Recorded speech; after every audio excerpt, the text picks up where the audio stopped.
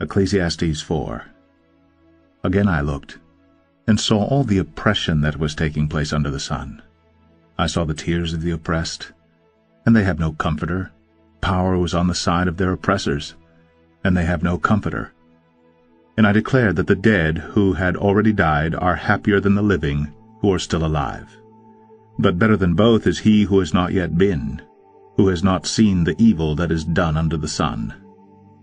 And I saw that all labor and all achievement spring from man's envy of his neighbor. This too is meaningless, a chasing after the wind.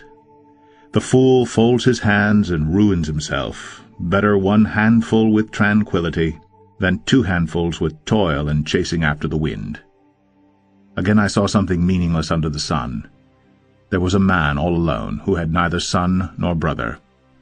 There was no end to his toil, yet his eyes were not content with his wealth. "For whom am I toiling?" he asked. "And why am I depriving myself of enjoyment?" This too is meaningless, a miserable business. 2 are better than 1, because they have a good return for their work.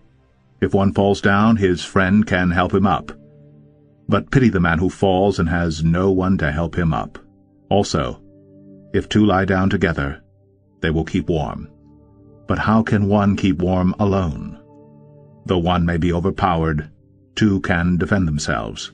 A cord of 3 strands is not quickly broken. Better a poor but wise youth than an old but foolish king who no longer knows how to take warning. The youth may have come from prison to kingship, or he may have been born in poverty within his kingdom. I saw that all who lived and walked under the sun followed the youth, the king's successor. There was no end to all the people who were before them.